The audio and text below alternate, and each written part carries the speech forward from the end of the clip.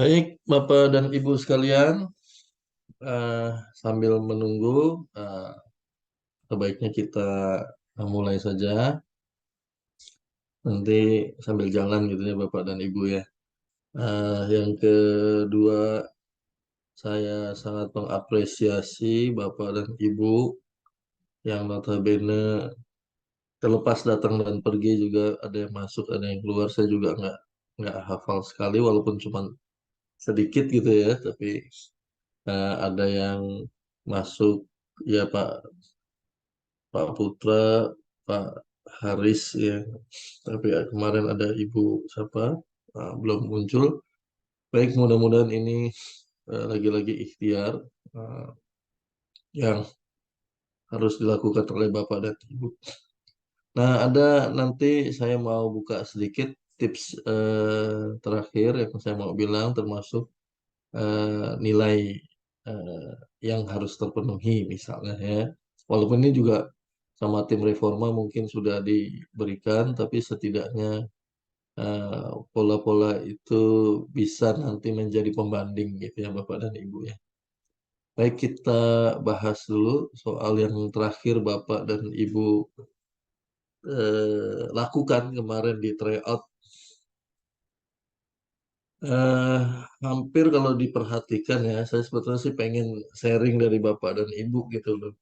Ketika Bapak dan Ibu melakukan tryout, di mana eh, bisa dinilai, lalu letak-letak kesulitan, ya karena kesulitan itu kan antara yang mengikuti tryout satu dengan yang lainnya itu kan beda-beda. Bisa jadi yang ini dibilang sulit, yang itu nggak sulit. Tapi kadang-kadang soalnya relatif mudah, tapi karena kita lupa, bisa jadi itu soal jadi sulit. Atau sebaliknya soal yang sulit sekalipun ternyata pas gitu, pas karena kita kebetulan ingat atau pas juga jawabannya gitu ya.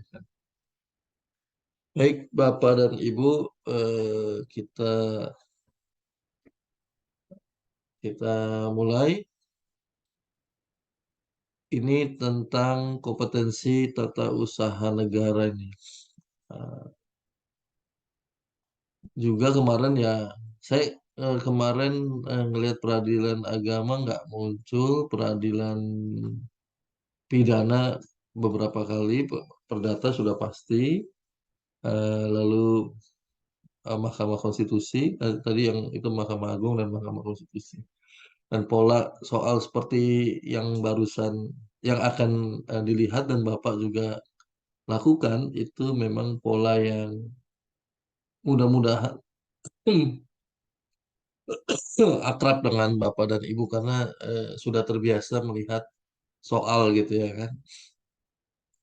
Istilah objek dalam sengketa tata usaha negara ada basicing, ada undang-undang, ada tanah, ada putusan pengadilan dan first take.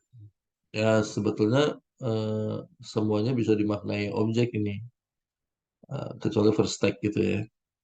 Tapi istilah yang paling tepat sebagai objek sengketa yang masuk ke tata usaha negara, bukan tata negara, itu memang best seeking karena itu yang akan diproses gitu ya kan. Yang mana putusannya nanti bukan hanya putusannya cuma dikabulkan atau ditolak. Karena best seeking sifatnya seperti itu. Yang kedua, gugatan sengketa tata usaha negara diajukan kepada pengadilan yang berwenang yang daerah hukumnya meliputi tempat kedudukan. Nah, ini apa? Bicara kewenangan. Ada kewenangan absolut dan kewenangan relatif.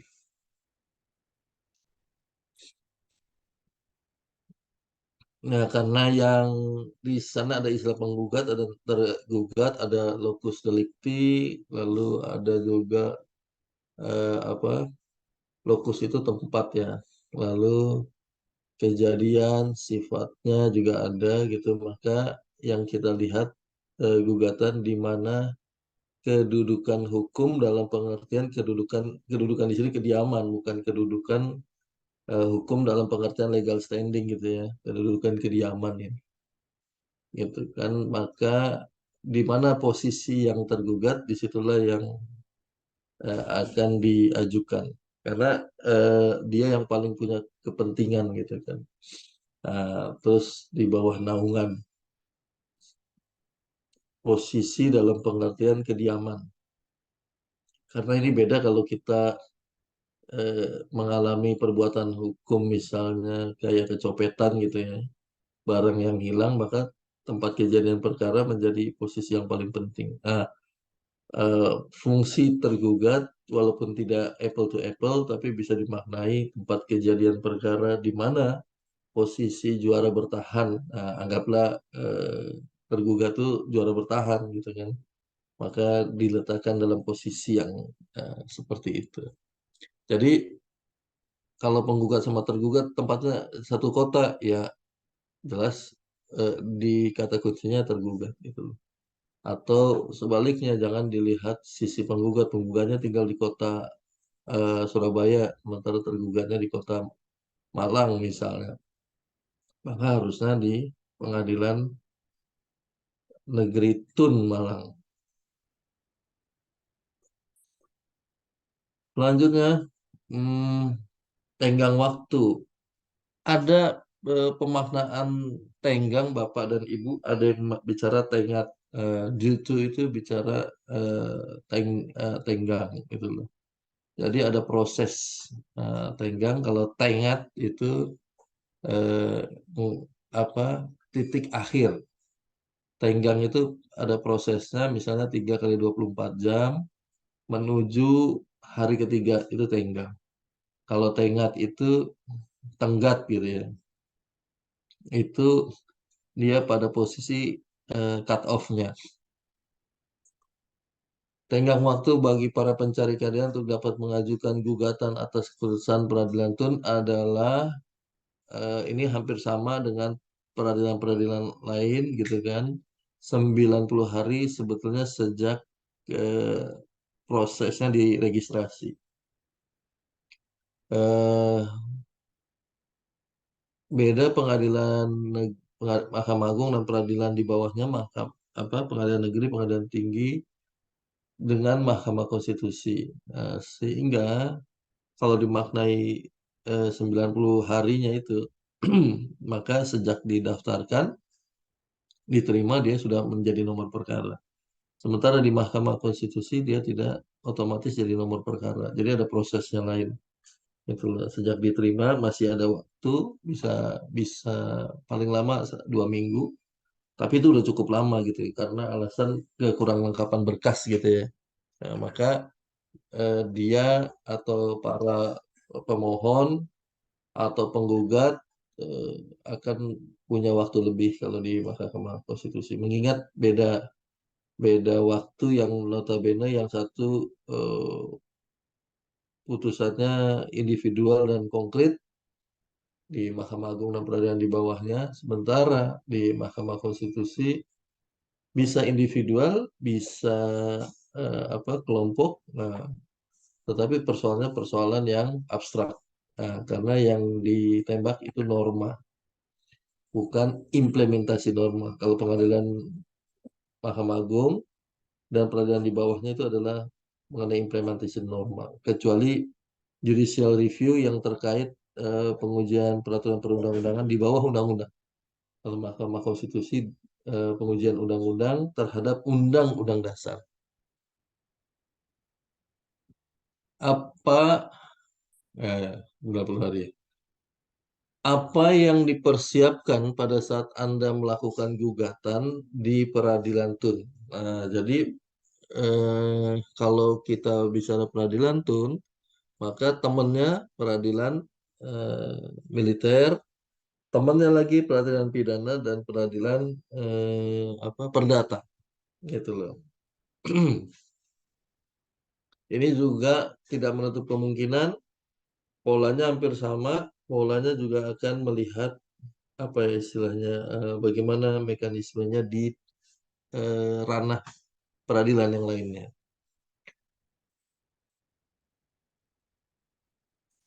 gugatan sedapat mungkin disertai surat keputusan tun yang disengketakan. Ini yang dimaknai sesuatu yang sifatnya akan menjadi objek. Jadi kalau nggak ada surat keputusan dari pejabat tun yang disengketakan itu kecil kemungkinan, bukan kecil kemungkinan, salah objek, error in objecto, dan biasanya putusannya ya pilihannya cuma dua, ditolak atau dikabulkan. Selanjutnya,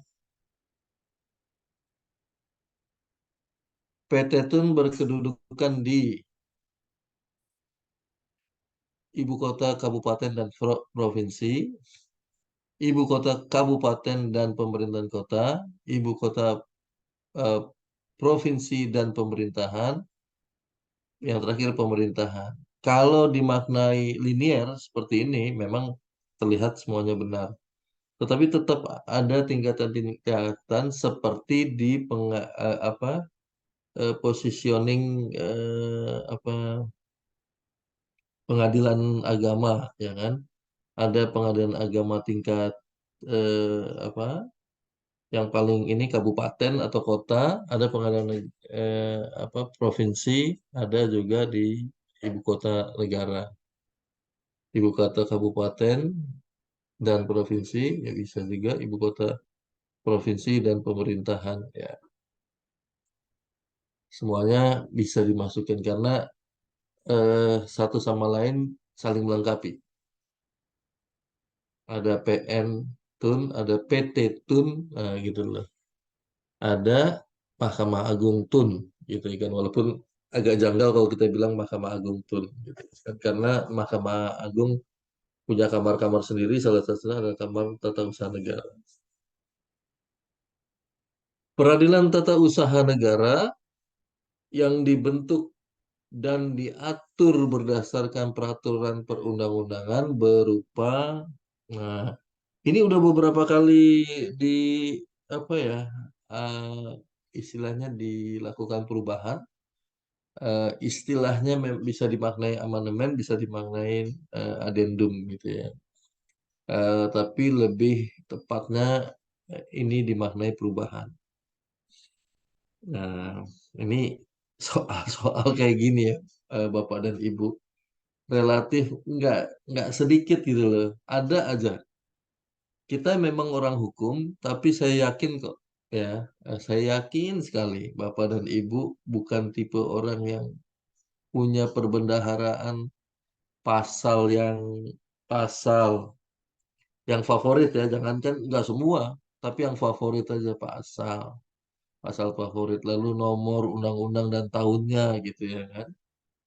Jangan-jangan kalau nggak nonton berita undang-undang pemilu atau udah mau tahun pemilu, Bapak dan Ibu nggak tahu tuh undang-undang pemilu, undang-undang 7 tahun 2017, ya kan? Walaupun kita orang hukum, tapi secara umum ternyata. Tapi Bapak dan Ibu, pola-pola yang seperti ini muncul, nah, ya kan? Nah, atau nanti bisa jadi yang sering sekali tuh eh, ini bisa muncul, bisa enggak nih Bapak Ibu. Yang sering muncul tuh undang-undang tentang pembentukan peraturan perundang-undangan. Itu kayaknya ya eh, salah satu eh, apa ya anatomi tubuh dalam konteks legal drafting itu yang relatif punya pengaruh luar biasa. Dan undang-undangnya itu juga udah dilakukan perubahan terhadap perubahan. Nah, jadi mudah-mudahan Bapak dan Ibu ingat gitu ya, yang begini-begini nih. Nanti tentang undang-undang pengadilan negeri misalnya, terus peradilan agama misalnya, peradilan pajak misalnya, atau PH itu hubungan industrial misalnya. Bisa jadi apa namanya pengadilan sengketa perikanan misalnya. Nah itu kan jadi banyak tuh. Di Mahkamah Agung aja banyak. Di Mahkamah Konstitusi aja undang-undangnya sudah perubahan ketiga. terhadap Undang-Undang Nomor 24 Tahun 2003. Nah, itu kan ya jangankan Bapak dan Ibu, bahkan orang MK saja kalau ditanya belum tentu juga memahami sudah berapa kali undang-undangnya gitu kan. Atau lebih aman kalau dari sudut Bapak dan Ibu undang-undang Kementerian Negara misalnya. Bapak dan Ibu tahu nggak undang-undang Kementerian Negara gitu loh.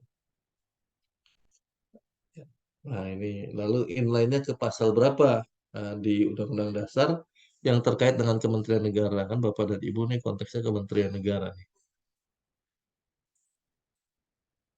Oke, nah, ini soal yang kalau benar Bapak dan Ibu dapat bonus ini. Kalau salah ya mudah-mudahan nggak salah banyak dengan pola yang seperti ini gitu Bapak dan Ibu. Mudah-mudahan karena sering diulang dan melihat, mudah-mudahan polanya juga seperti itu. Alat bukti dalam peradilan tata usaha negara menurut pasal 100. Nah, alat bukti itu banyak, Bapak dan Ibu. Salah satunya juga yang sesuai dengan BW, Burgerlijk Wetboek van Strafrecht. Burgerlijk Wetboek, BW maksud saya. Itu juga sama.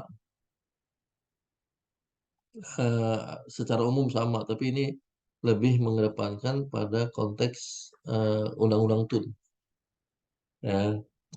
Surat dan tulisan, keterangan ahli atau saksi, pengakuan dan apa itu pengakuan dan pengetahuan hakim ini masuk kategori yang namanya jus curiae novit. Lalu pengakuan dan pengetahuan jaksa. Nah, kalau kalau soal-soal kayak gini nih Bapak dan Ibu kayaknya dejavu deh. Ini tambahan tapi menurut saya nih oke juga nih dengan adanya penambahan-penambahan seperti ini gitu ya. Nah, padanan yang paling pas, tapi bisa jadi nih Bapak dan Ibu konteksnya malah di antara C dan E benar, maka pilihannya C gitu loh. Ada juga yang terjebak pada hal tersebut. Karena ini wah ini dua soal yang notabene berbeda atau malah bisa diperrumit lagi pengecoh soal misalnya nanti eh, surat dan tulisannya nggak ada dimaknai keterangan ahli saja. Lalu dikecohkan dengan pengakuan dan pengetahuan hukum hakim. Nah, dicari bisa jadi malah pengakuan hakim gitu ya kan. Nah, itu kan soal yang ngecoh gitu ya kan. Benar tapi disarukan sehingga dia seolah-olah jadi nggak benar. 1320 ini. Sebelum pemeriksaan pokok sengketa dimulai, hakim wajib mengadakan pemeriksaan persiapan atau dalam pemeriksaan tersebut penggugat diberi kesempatan untuk memperbaiki gugatan melengkapi dalam jangka waktu. Ini yang bicara jangka waktu ini agak-agak riskan dan rawan gitu ya kan. Inilah yang dikenal di tata usaha negara yang namanya dismissal process. Ketika proses dismissal itu diberikan semacam perjalanan sampai beberapa saat, dikasih waktu tadi ya, salah satunya adalah 30 hari. Nah, bisa nggak melakukan perbaikan? Bisa-bisa aja. Nasihat hakim nggak dipertimbangkan oleh para penggugat maupun tergugat, bisa-bisa saja.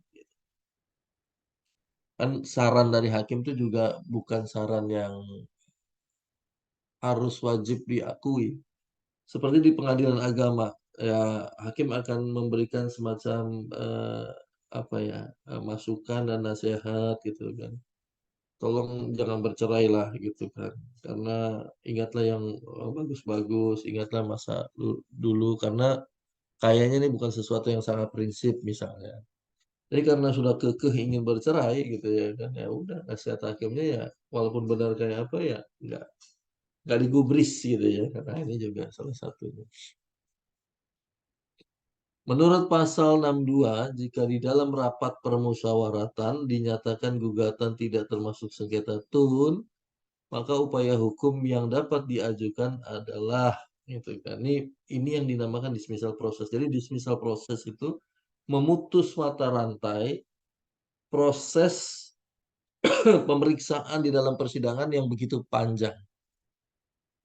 Karena alasannya apa? Hakim dianggap sudah mengetahui gitu loh. Yus Kuryanovit tadi gitu. Nah, kalau sudah ternyata diputus cepat, itu bisa dilakukan perlawanan. Pemohon menggugat saya nggak masuk ke sidang selanjutnya nih, kok udah baru sidang ini sudah diputus saja gitu loh. Kenapa nggak nunggu misalnya eh, pembacaan keterangan ahli dan keterangan saksi, kok langsung diputus di fase perbaikan gitu ya kan. Saya kan juga pengen melihat perkara saya itu berlanjut gitu loh. Memang ini nambah waktu tapi setidaknya pengen gitu. Oh, persoalan saya itu persoalan yang penting.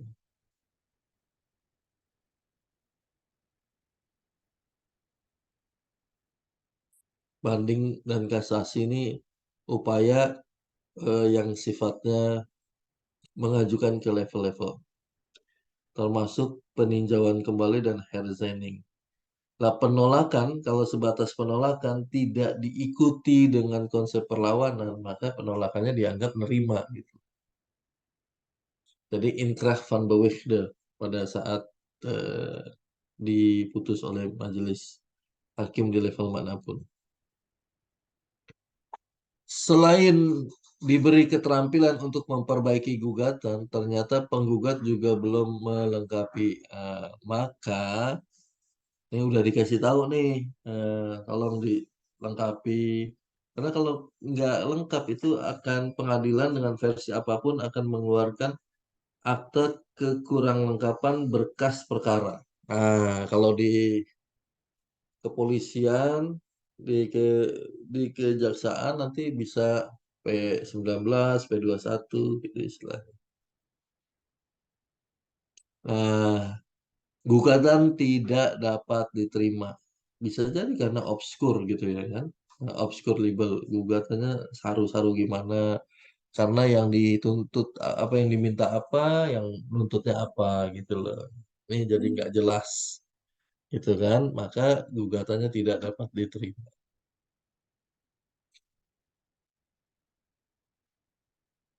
Putusan Pengadilan Tata Usaha Negara dapat berupa ada gugatan tidak diterima atau gugur. Nah, ini biasa kalau gugur nih, para pihak nggak hadir secara apa ya, eh, baik online atau offline yang tentu ditentukan. Itu terkesan bahwa apa ya, para pihak eh, tidak menghormati lembaga peradilan. Gitu.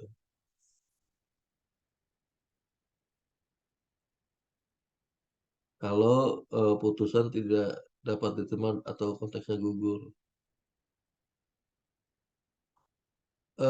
Gugatan ditolak atau dikabulkan ya ini tergantung eh, Bapak dan Ibu bisa mengkonstruksikannya sebuah hal itu jadi terlihat lebih rapi, bukan terlihat lebih keren atau eh, terkesan cerdas gitu loh, rapi sesuai dengan hukum acara. Jadi Bapak dan Ibu kalau mengajukan gugatan ataupun permohonan maka pelajarilah hukum acaranya dulu gitu loh. Sehingga bisa lebih fokus untuk membuat permohonan.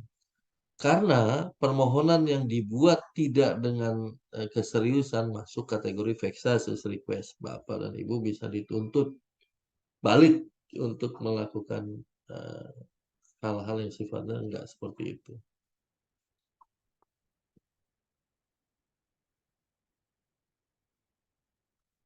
Setelah putusan pengadilan, tata usaha negara sudah mempunyai kekuatan hukum tetap.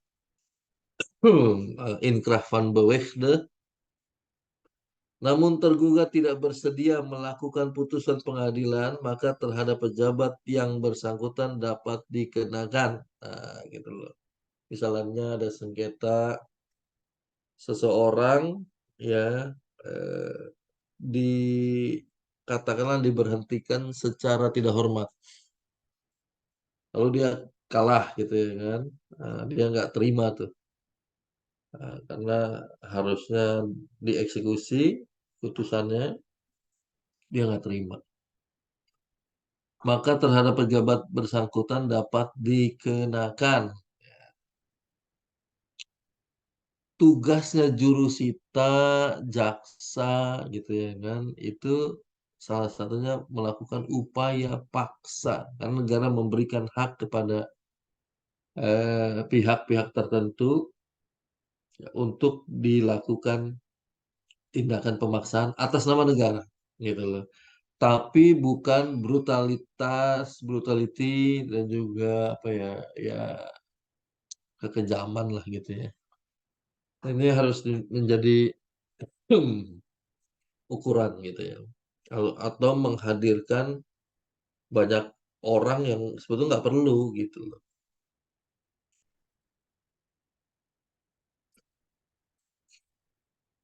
Nah ini cara-cara pertama persuasif dulu sih. Mengumumkan di media nasional gitu kan. Yang sudah kerjasama tentunya baru dilakukan upaya paksa, upaya paksa. Nah disitulah letak hak eksekut, hak eksekutorial. Ada upaya paksa. Jadi segera Anda harus dikosongkan gitu loh. Anda harus apa ya? Di ya tadi dipaksa untuk mengikuti putusan pengadilan karena putusan pengadilan itu punya marwah. Walaupun terkesan putusan pengadilan yang lagi hit sekarang seolah-olah putusan pengadilan itu mengandung banyak sesuatu yang bersifat etika dan konflik of interest, putusan nggak pernah salah Bapak dan Ibu. Gitu loh. Putusan tetap benar, tetapi tata cara pelaku-pelakunya itu yang boleh dikritisi. Itu salah satu saya nulis buku tentang itu. Oke, nomor berapa? Nomor 13. Dalam hal gugatan dikabulkan, maka dalam putusan pengadilan tersebut dapat ditetapkan kewajiban yang harus dilakukan oleh badan atau pejabat tun yang mengeluarkan keputusan tata usaha negara tadi basicking tadi ya. Gitu. Ya itu. Nah, ini kadang-kadang suka menjebak nih kata-kata semuanya benar. Kok bisa sama ya? Kadang-kadang yang membuat kita agak-agak payah itu bisa banyakan yang benar gitu lah. Seolah-olah gitu ya kan. Nah, atau teman-teman malah berpikir, aduh yang benar kok cuma dua gitu kan. Wah ini kalau ada dua kembar begitu, eh, kemungkinan dengan pola semua benar itu masuk akal Bapak dan Ibu. Gitu. Tapi juga segelintir juga ada juga yang jebak apa semuanya benar ternyata cuma dua doang yang benar gitu loh Bapak dan Ibu. Nah, ini agak-agak menjebak. Maka di antara dua itu pilih yang paling mewakili. Di bawah ini, eh, atasnya. Dalam hal gugatan dikabulkan, ini termasuk soal tun semua ini. Dalam konteks ini tadi banyak sekali soal tunnya gitu kan. Dan ini eh, nggak nggak selalu begini polanya. Dia dia diacak secara liar gitu ya. Tapi juga nggak sebanyak ini juga kayaknya nih. Dalam hal gugatan dikabulkan, maka dalam putusan pengadilan tersebut dapat ditetapkan kewajiban yang harus dilakukan oleh badan atau penjebatun yang mengeluarkan keputusan tata usaha negara itu berupa, oh ini yang atas semua benar ya, oh yang tadi sama, semua benar. Lanjut, Bapak dan Ibu, di bawah ini adalah prinsip-prinsip yang didapat dalam sistem parlementer, kecuali kepala negara tidak berkedudukan sebagai kepala negara. Kepala negara tidak berkedudukan sebagai kepala negara. Ya, ya, ya. Maksudnya bisa jadi ada kepala pemerintahan gitu ya, Bapak dan Ibu ya. Dia nggak murni jadi eh, kepala negara yang benar-benar kepala negara, ada kepala pemerintahan. Karena ada kepala negara juga, kepala pemerintahan juga, gitu kan. Ada yang kepala negara tok, ada kepala pemerintah. Yang kedua, pemerintahan dilakukan oleh sebuah kabinet yang dijamin oleh Perdana Menteri. Buat negara-negara maju mungkin konsep Perdana Menteri ini oke, tapi buat negara-negara yang rentan, konsep banyak partai apalagi gitu kan. eh, Dia bisa di mosi tidak percaya kan, gampang banget itu Perdana Menteri gitu. Nah, ketika Indonesia jadi sistem parlementer, tidak ada Perdana Menteri yang memimpin itu lama sekali. Ada malah yang kurang dari 1 tahun gitu kan. Cuman 2 tahun rata-rata satu dua. Nggak ada yang 5 tahun murni. Beda sama kepala negara. Gitu ya. Lalu kabinet bertanggung jawab kepada parlemen dan dapat diajukan oleh parlemen melalui mosi. Nah, ini mosi berat. Nah, yang ke selanjutnya eksekutif dan legislatif sama kuatnya. Yang apa ini yang terakhir kekuasaan politik berasal dari rakyat dan dijalankan atas nama rakyat. Ini udah nggak sesuai konsep ini di Undang-Undang Dasar. Nah, eksekutif dan legislatif sama kuat. Iya, kalau berimbang begitu. Ada juga presidennya presiden dari partai yang sama menguasai legislatif. Nah, ini kan juga agak blunder sedikit soalnya kalau dimaknai. Tetapi idealnya atau tatanan dasar ya,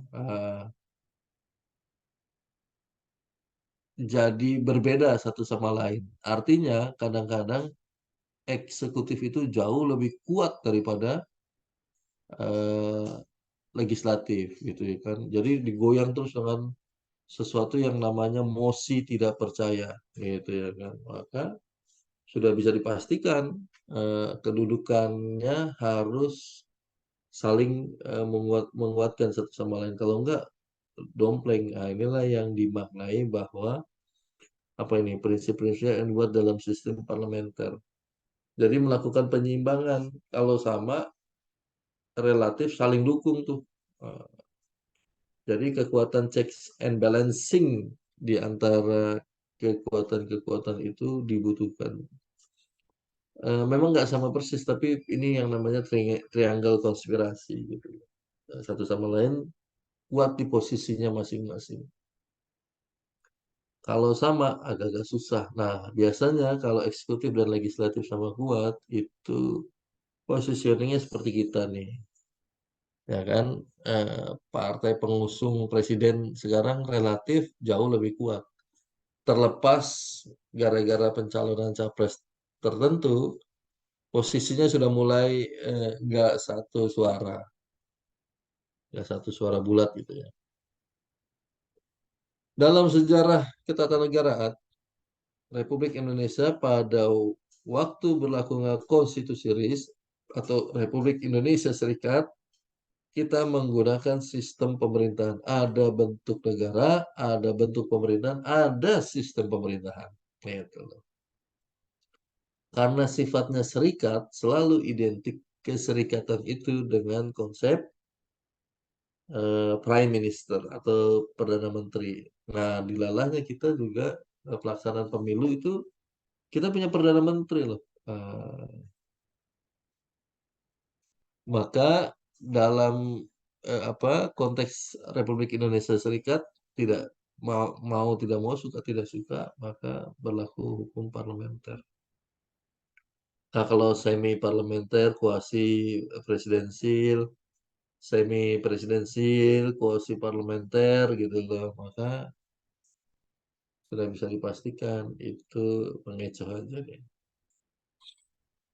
Juga Perdana Menteri ini memang idealnya kalau yang pakai sistem parlementer itu selalu ada Perdana Menteri selaku pemimpin Dewan Menteri.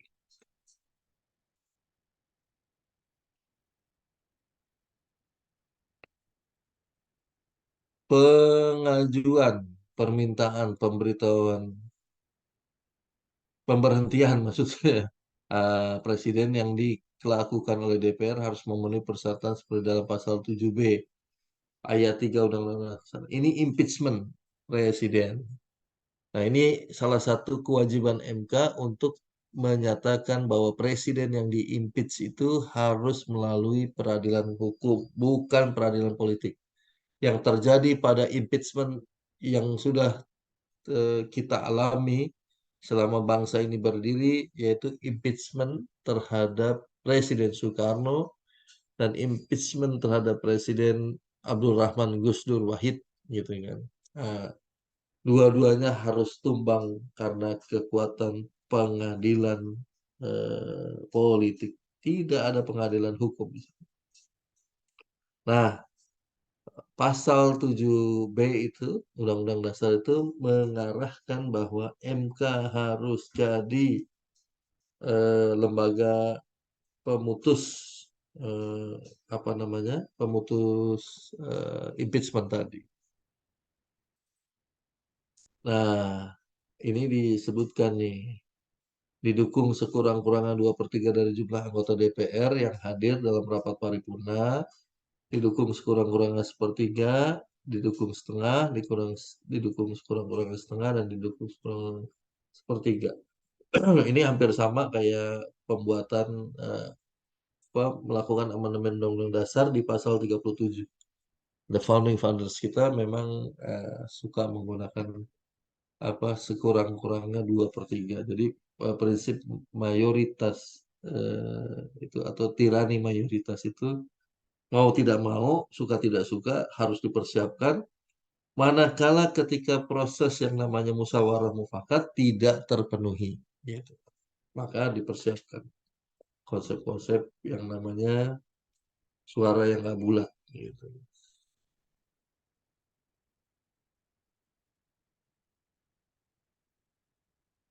Selanjutnya di bawah ini adalah keputusan presiden di bidang legislatif. Jadi sebetulnya eksekutif, legislatif, yudikatif punya fungsi-fungsi atau sifat-sifat yang satu sama lain itu punya fungsi lembaga tertentu. Misalnya eksekutif punya fungsi legislatif di pasal 22 kan itu juga. Eksekutif juga punya nuansa yudikatif gitu loh. Misalnya PPK itu kan bisa pejabat pembina kepegawaian ya kan. Itu kan ketika melakukan penghukuman dalam tanda petik gitu kan. Itu fungsi-fungsi yudikatif tuh gitu ya kan. Tapi dirinya punya. Legislatif juga punya fungsi-fungsi eksekutif, eksekutif punya legislatif. Semuanya tiga-tiganya itu punya. Tapi memang tergantung ininya eh, variannya mana yang berat. Jadi emang yudikatif punya fungsi eksekutif dan legislatif ada tapi kecil. Sementara emang eksekutif punya legislatif jelas punya.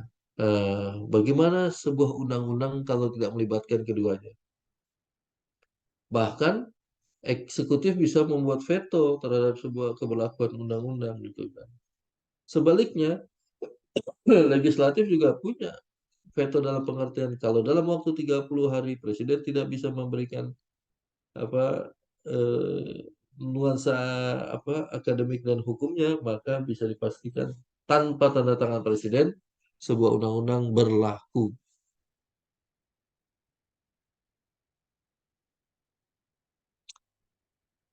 Adakah yang mau di-share Bapak Ibu? Lanjut.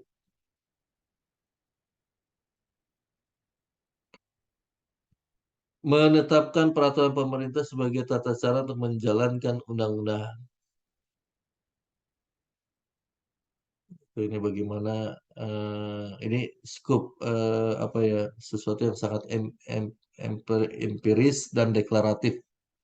Eh, jadi menetapkan peraturan pemerintah sebagai tata cara untuk menjalankan undang-undang. Karena itu susduk itu peraturan susduk susunan dan kedudukan. Jadi juga nih, nah ini masih hubungannya dengan Undang-Undang P3 nih, pembentukan peraturan perundang-undangan. Jadi selalu lex spesialis derogat lex generalis yang khusus pengesampingkan yang umum. Lalu eh, posterior derogat lex priori yang belakangan datangnya akan menggantikan yang baru atau mengesampingkan lex superior derogat lex inferior. Maka undang-undang harus diterjemahkan dalam sesuatu aturan yang lebih kecil untuk menjelaskan dalam hal ini peraturan pemerintah. Dan peraturan pemerintah juga nanti diberikan penjelasan-penjelasan seperti munculnya Permen Kumham misalnya nomor 16 itu gitu tentang analis hukum misalnya itu kan tertuang dari Undang-Undang Dasar bahkan ya kan? Lalu turun undang-undang, turun PP-nya, lalu turun lagi Permen Permen Kumham, bahkan Permenpan juga ada juga yang terkait satu sama lain. Di bawah ini adalah kekuasaan presiden yang terkait dengan tugas selaku kepala pemerintahan. Ada kepala negara dan ada kepala pemerintahan. Menentukan perang misalnya. Kenapa di dalam Perpu ada suasana kegentingan yang memaksa? Padahal kalau kita lihat pada saat Perpu Ciptaker saja, Bapak dan Ibu coba perhatikan, ada kegentingan memaksa atau enggak? Tapi itu kan menjadi ranah presiden untuk menentukan kegentingan yang memaksa tadi. Gitu loh. Beda sama pasal 12, kondisi darurat. Nah, maka sudah bisa dipastikan ketika pemberlakuan darurat sipil bahkan darurat militer, maka ada petunjuk-petunjuk di lapangan bahwa ada perbuatan yang melawan hukum dalam tanda kutip yang dilakukan oleh kelompok-kelompok penekan dan kelompok-kelompok kepentingan misal gitu.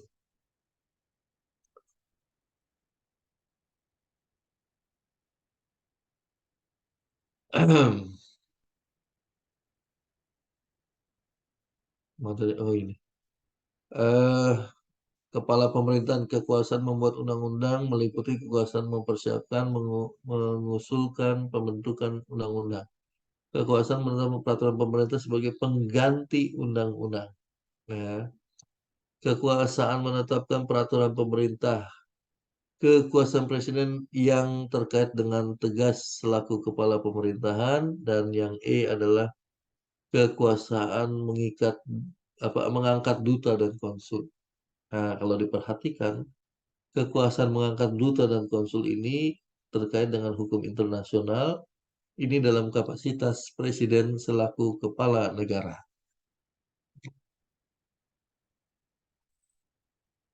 Selanjutnya, seperti yang tertuang di pasal 20 tentang kerjasama yang ciamik antara legislatif dan eksekutif, ya, dalam melaksana fungsinya DPR mempunyai hak angket.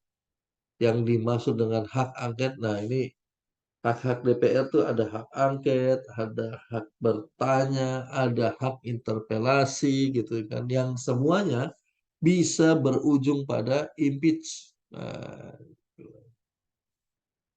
Nah, ini presiden bisa digoyang begitu saja, tapi itu memang iklim demokrasi harus ada kekuasaan negara itu kekuasaan yang terbatas dan diawasi. Jadi kalau kekuasaannya tidak dibatasi dan tidak diawasi, maka ini terjadi yang namanya eh, penyalahgunaan.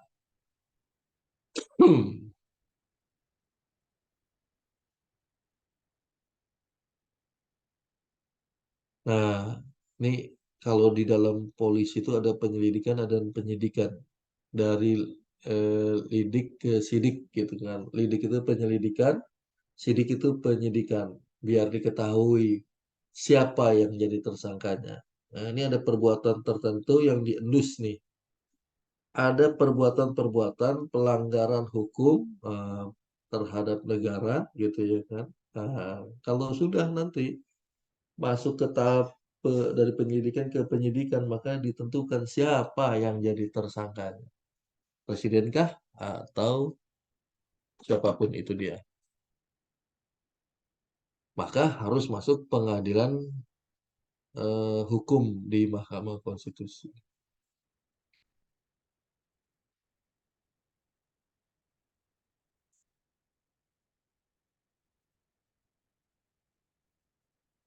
DPR juga mempunyai hak interpelasi. Nah, ini salah satu yang tadi saya bilang.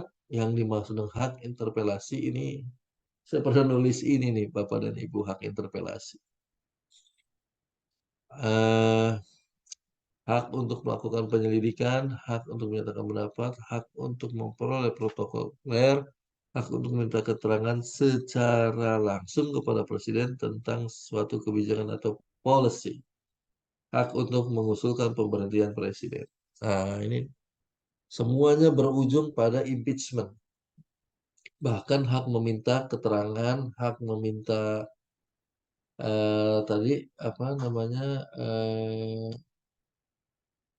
hak angket gitu kan, mengajukan penyelidikan, hak meminta pendapat tadi gitu kan itu juga semua ujungnya ke impeachment gitu loh.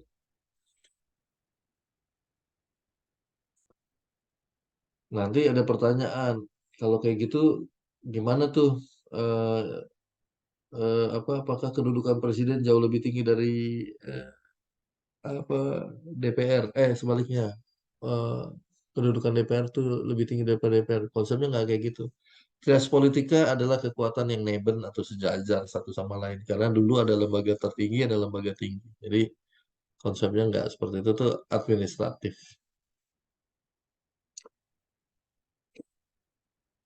21 ya. Oh nih. Di bawah ini adalah syarat-syarat pemberhentian anggota DPR yang diatur dalam pasal 22B Undang-Undang 1945 tentang DPR. Ada tentang DPR, ada DPD. Gitu loh. Nah, pasalnya 22. Ya, mudah-mudahan Bapak dan Ibu, Undang-Undang Dasar itu bukan bisa saya katakan pasti, tapi memang eh, selalu dari soal ke soal tuh selalu ada. Yang tingkatannya pertama, muda dan madya juga sama gitu.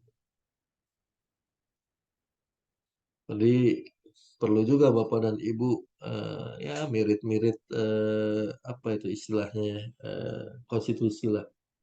Sambil dilihat, oh saya nggak pakai buku Pak, saya pakai download silakan lihat-lihat sedikit. Karena itu adalah use yang saya bilang tadi superior derogat lex inferior. Nah, beda makna kalau yang lex spesialis derogat lex generalis yang khususnya ke umumnya, sementara yang posterior ke priori yang khusus juga ke umumnya. Tapi yang superior superior itu kan undang-undang atau peraturan perundang-undangan yang tinggi dikalahkan dengan peraturan yang rendah. Gitu loh. Jadi konsepnya dia beda sendiri. Tapi memang benar, polanya memang harus begitu.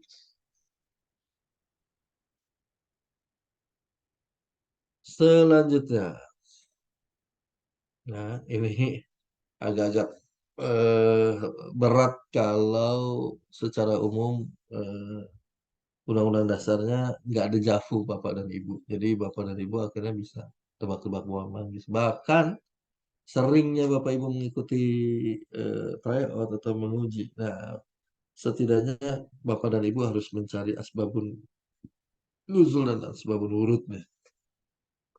Baik Bapak dan Ibu, makanya ini soal-soal yang seperti ini, pasal 22B gitu kan. Pasal 22, 28H misalnya cerita tentang apa? Yang saya tahu sih pasal 28 tentang HAM. Kalau itu dijafu tuh Bapak dan Ibu. Beda kalau apa ya pasal 28 ya. Dulu pasal 28 itu tentang kemerdekaan berkumpul dan berserikat gitu misalnya. Kalau Bapak dulu masih ingat juga, tapi kalau benar-benar blank kan payah juga tuh Bapak dan Ibu. Makanya kategorisasi yang udah bicarakan isi tentang pasal ini, isi tentang undang-undang ini, apa judul dari undang-undang ini itu kayaknya menurut saya ya soal-soal yang relatif bonus lah.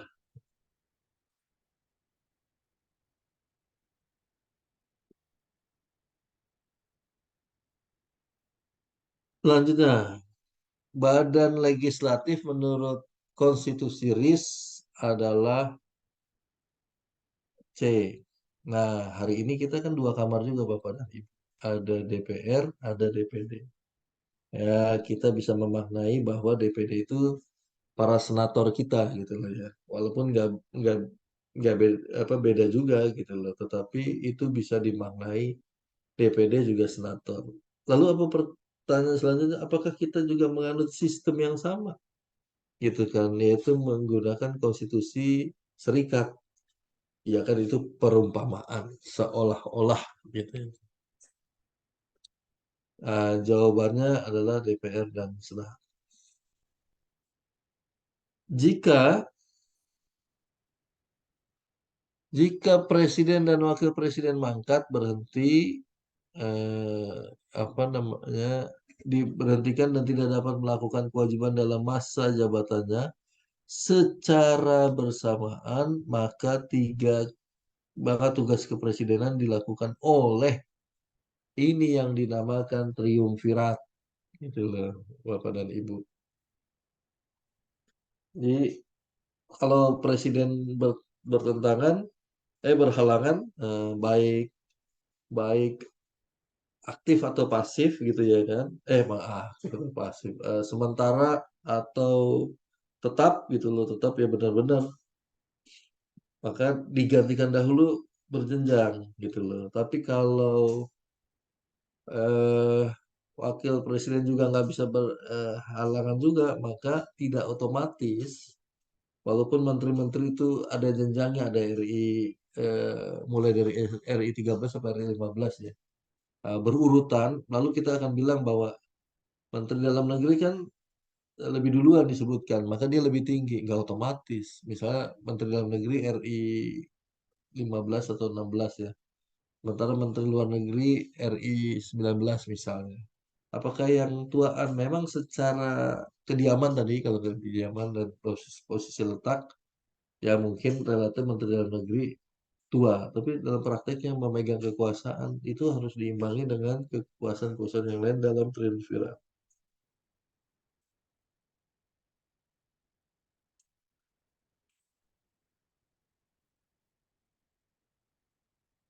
Eh, Jawabannya Menteri Luar Negeri, ya ini harus tiga menteri triumvirat namanya. Atau bahasa kerennya tuh ini Bapak dan Ibu apa ya? Triarki. Nah, jadi eh, a- demo tiga pemegang kekuasaan pemerintahan, triarki. Itu masuk kategori apa ya politik rezim ya Bapak dan Ibu. Jadi hampir dipastikan semua negara juga melakukan hal yang sama kalau terjadi hal itu. Jadi kolektif kolegial karena posisinya menteri itu di bawah presiden, makanya untuk menyeimbangkan dia bukan hanya satu menteri, tapi tiga orang menteri yang membawahi yang satu urusan dalam negeri, yang satu urusan luar negeri, yang satu urusan pertahanan keamanan. Harusnya pertanyaan iseng dan usilnya ada juga menteri keuangan misalnya karena dibutuhkan dalam kondisi darurat militer, darurat sipil, fungsi-fungsi kas negara itu tetap berjalan untuk menjaga warga negaranya sesuai dengan amanat Undang-Undang Dasar. Selanjutnya, sudah ya sesudah reformasi nasional diadakan pemisahan pada tugas antara kedudukan dan peran TNI dan Polri yang ditetapkan dengan hampir dipastikan TAP MPR itu sudah MPR tidak mengeluarkan lagi TAP MPR-nya karena banyak TAP MPR yang secara otomatis itu sudah tidak diberlakukan lagi. Tetapi tidak semua eh, TAP MPR itu dicoret, tapi masih ada gitu loh. Nah kalau soal kayak gini nih Bapak dan Ibu ya, ya jangankan Bapak dan Ibu, saya juga sama Bapak dan Ibu. Jangankan saya, Bapak dan Ibu juga sama gitu ya konteksnya gitu ya. Soal-soalnya nih kecuali Bapak dan Ibu bang bang soal berjalan soal kayak apa oke gitu kan mudah-mudahan soal-soal kayak gini Bapak dan Ibu bisa mendapatkan bonus deh Dalam sejarah ketatanegaraan Indonesia di bawah ini adalah konstitusi yang pernah berlaku di Indonesia kecuali jadi ada pembabakan mulai dari 45 sampai apa amandemen.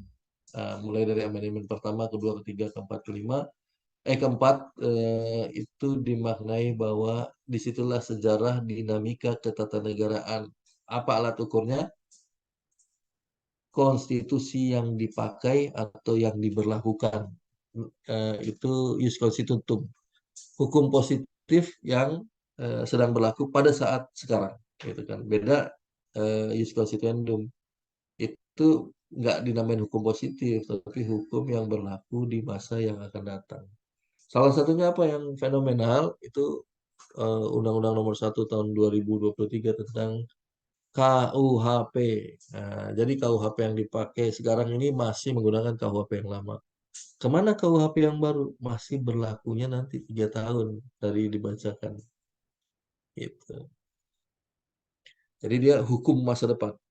Dalam konteks KUHP itu adalah hukum hukum tertulis yang diberlakukan nanti. Gitu.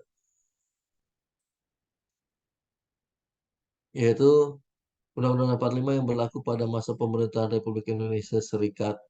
Gitu. Ini kecuali ini. Republik Indonesia Serikat ketika Indonesia pakai RIS ya itu pakai RIS juga. Konstitusi RIS namanya. Bukan konstitusi Undang-Undang Dasar. Nah, KARIS nih. Ya kan. Undang-Undang 50 juga. Undang-Undang RIS itu cuma berlaku 1 tahun deh. Nggak banyak gitu. Yang paling lama Undang-Undang 1945. Lalu varian akhirnya dilengkapi dengan Undang-Undang Dasar Negara Republik Indonesia tahun 1945. Dimaknai gitu. UUD eh, NRI tahun 1945. Yang yang apa namanya sistematikanya hampir sama walaupun ada amandemen ya. Pertama, kedua, ketiga, empat sehingga pasal 28 saja melakukan semacam konstruksi menjadi pasal 28A sampai J. Di bawah ini adalah ciri-ciri dari negara hukum dari kalangan Eropa kontinental. Frederick Julius Stahl, Eropa kontinental. Nanti juga ada lagi Anglo-Saxon. Ah, itu A.V. Dicey, gitu kan. A.V. Albert van Dicey. Ini kan apa namanya? Frederick Julius Stahl gitu loh. Kecuali pengakuan terhadap hak asasi manusia, pemisahan kekuasaan negara, pemerintahan berdasarkan undang-undang, peradilan tata usaha negara, dan kedudukan yang sama di depan hukum. Nah, Eropa kontinental punya ciri yang berbeda seperti Anglo-Saxon gitu loh. Nah, hal-hal yang tidak sama maka bagian dari Anglo-Saxon. Pengakuan terhadap hak asasi manusia itu memang dua-duanya bahkan gitu loh. Cuman posisi letaknya yang satu ditaruh di posisi nomor 2 atau nomor 3, yang satu nomor 3. Terusnya pemisahan kekuasaan negara. Ini yang paling eh, top. Kalau yang IVDC itu equality before the law, gitu, ya. Supremacy of law dan constitution beside based on human rights. Lalu pemerintahan berdasarkan undang-undang, iya. Peradilan tata usaha negara ini apabila gesekan-gesekan negara melakukan kezoliman dalam tanda petik ya dalam tanda petik terhadap warga negaranya maka dibutuhkan peradilan administrasi namanya tapi langsung diperkuat saja jadi peradilan tun yang terakhir kedudukan yang sama di depan hukum equality before the law itu menjadi ciri dari negara hukum Albert Van Dicey atau Anglo-Saxon.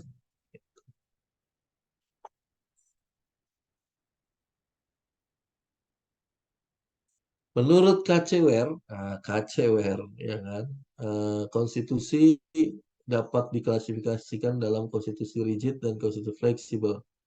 Konstitusi rigid jika, ya ini teman-teman udah bisa nih memastikan, gak usah terjebak sama KCWR, tapi makna rigid sama fleksibel. Rigid itu rigid itu adalah closed legal policy, dan kalau fleksibel itu open legal policy. Jadi karet ya, gitu. Narik. Memiliki prosedur perubahan yang sulit. Nah, Anda mau merubah Undang-Undang Dasar, mending seperti di pasal 37 Undang-Undang Dasar ya.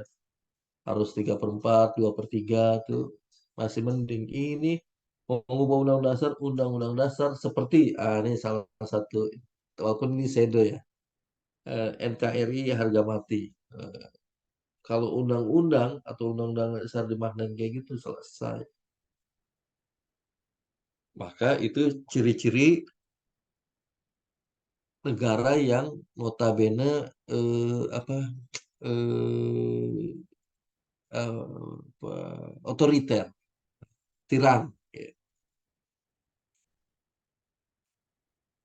Di bawah ini merupakan kehidupan politik rakyat, eh, kecuali ini dalam konteks infrastruktur politik, pengantar ilmu politik. Walaupun hukum juga, eh, seingat saya ya, ada pengantar ilmu politik juga, ada pengantar ilmu ekonomi, kalau ekonomi pembangunan lah.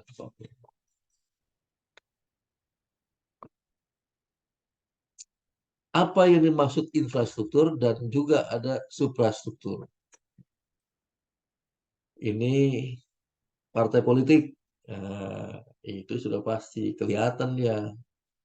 Yang kedua, golongan kepentingan. Nah, ini sama kayak tadi saya bilang, kelompok kepentingan dan kelompok penekan. Pressure group sama interest group gitu ya kan.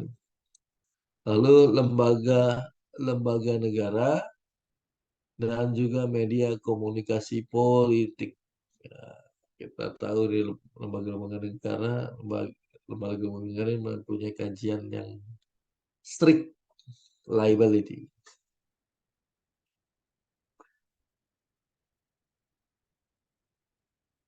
Nah,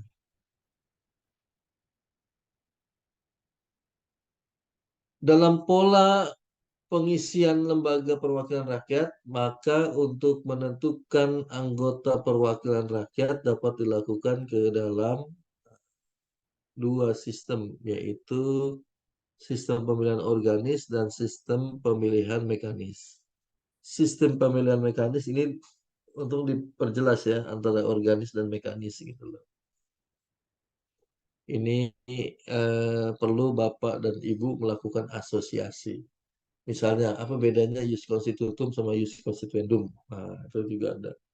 Lalu mengasosiasikan formil dan material. Nah, formil itu bentukan-bentukan. Oh iya, formil itu bentukan, tata cara buatnya gitu. Kalau material itu udah sisi dalamnya. Kalau formal sisi luarnya dia yang kelihatan gitu loh kan. Atau kok bisa lahir sebuah kue misalnya, itu formilnya tuh. Tapi bahan-bahan kuenya itu material.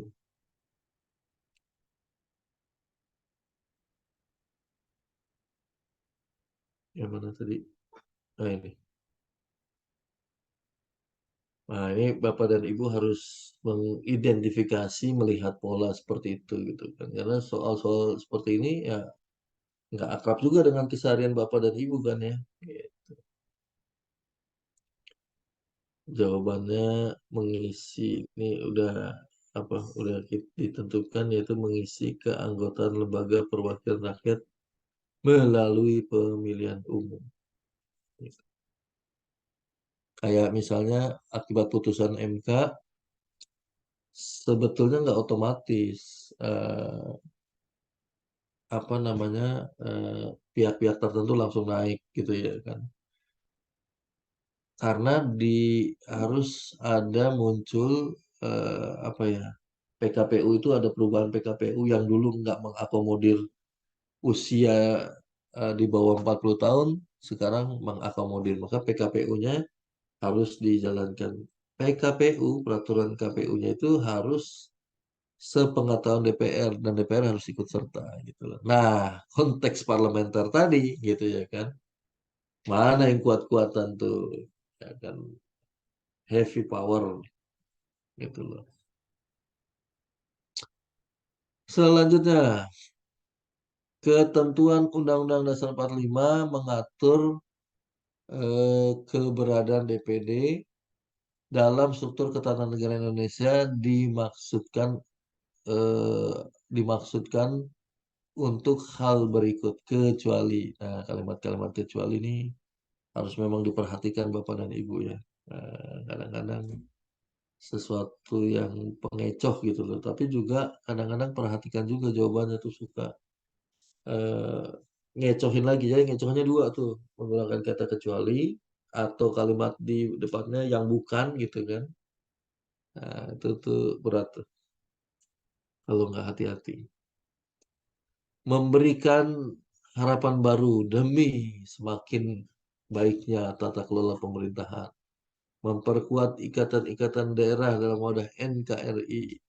Memperteguh persatuan kesatuan, meningkatkan agregasi dan akomodasi kepentingan daerah dalam perumusan.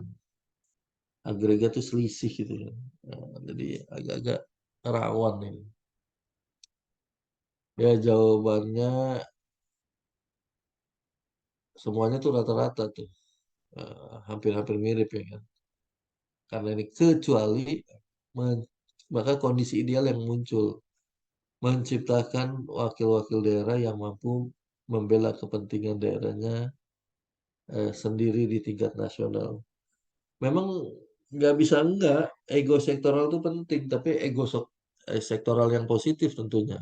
Siapa yang mikirin eh, misalnya ya daerah pemilihan Bengkulu secara spesifik?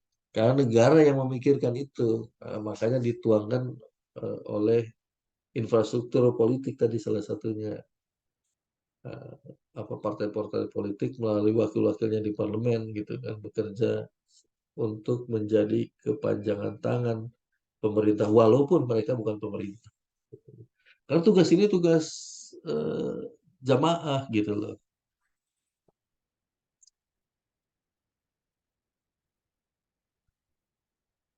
Berdasarkan konstitusi yang pernah berlaku di Indonesia, Indonesia pernah berbentuk negara serikat. Tadi mudah-mudahan ada pengulangan soal yang seperti ini nih. Dua kali soal yang sama gitu ya kan. Dengan varian yang berbeda. Yang di atas juga tentang konstitusi RIS tadi. Yaitu pada saat waktu berlakunya. Nah, nah, ini udah jelas nih. Kan tadi saya bilang di atas Karis, konstitusi RIS. Ada UEDS. UEDS malah jauh lebih lama tuh dari tahun 50 sampai 59. Konstitusi RIS ini yang paling singkat ya. Karena kita tahu dalam perspektif keindonesiaan, RIS Serikat ini konsepnya kayak memecah gitu ya kan. Bukan mempersatukan. Tapi kita nggak nggak mau melakukan pembanding dengan negara lain bahwa apakah benar-benar memisah, bukan menyatukan. Nah, buktinya banyak negara-negara serikat, contohnya Amerika Serikat, itu tetap bertahan sampai saat ini. Karena mereka menggunakan konsep A pluribus unum. Sama konsepnya kayak Bhinneka Tunggal Ika. Dalam keberagaman mereka bersatu. Walaupun punya semboyan baru juga. Yang intinya masih tetap sama. Bahkan In God We Trust dipakai. Badan Pemeriksa Keuangan pada zaman Hindia Belanda dinamakan, haha, ini seru nih, pengetahuan bahasa atau semantik, morfologi juga masuk deh semuanya. Al-Khamein itu adalah sesuatu yang sifatnya umum ini. Volksrat, Rat, Volks. Kalau bahasa Jerman ini Volks itu dimaknai ya apa ya, rakyat gitu loh. Apa Volkswagen gitu ya kan, kendaraan umum gitu, generik sebetulnya ya kan. Tapi dimaknai Volks ya kan.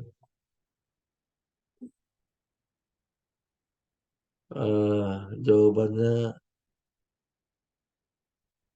Algemen Rattenhammer. Nah, kayak suaranya di eh, apa ya, di sengau-sengauin gitu tuh. Tapi G dalam bahasa Belanda itu dibacanya H. Eh, Kalau dulu kita pernah belajar biologi itu kan dari bahasa Belanda tuh. Biologi, verboden, terus kantor gitu loh. Kantor juga gratis, gratis, gratis gitu. Itu kan bahasa Belanda itu, gratis. Tapi orang sedang ngomongnya gratis, nah, dan gratis. Kantor, tapi kantornya mereka O-nya double. Jadi dipanjangin kantor gitu ya.